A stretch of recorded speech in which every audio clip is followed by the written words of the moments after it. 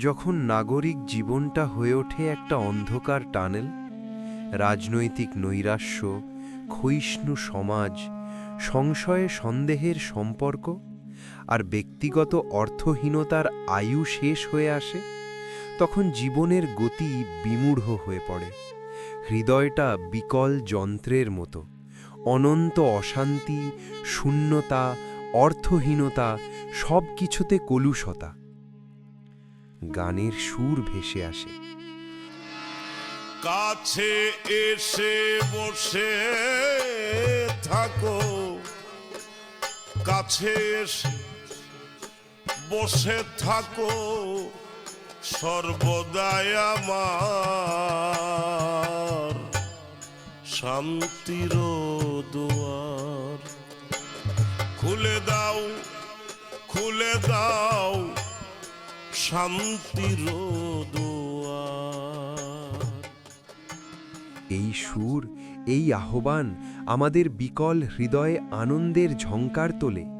সমাজতাত্ত্বিক আলোচনা নয়, রাষ্ট্রতাত্ত্বিক তত্ত্ব নয়, শুধু একান্ত ব্যক্তিমানুষকে বস্তুজগতের কলুষতা থেকে বের করে এনে ক্ষণেকের জন্য নির্মল আনন্দে অবগাহন করায়।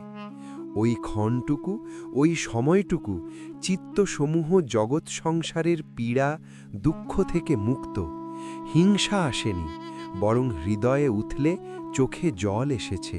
করাঘাতে হাতে বেদনা প্রচুর, ডেকে ডেকে বুক মাঝে বেজে গেল সুর। নিশি ভোর ভোর হায় রে চিত্তচোর,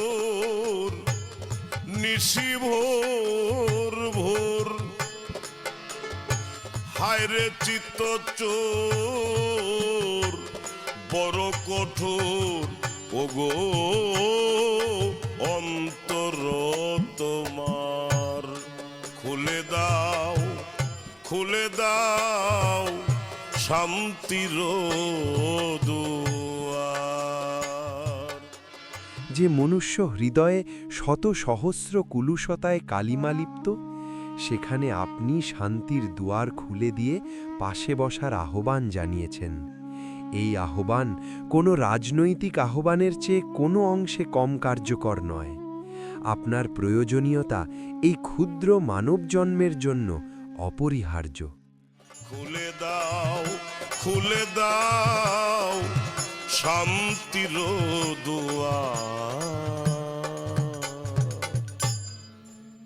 বাবু সুনীল কর্মকার, আপনার প্রতি শ্রদ্ধা এবং প্রেমময় ভক্তি।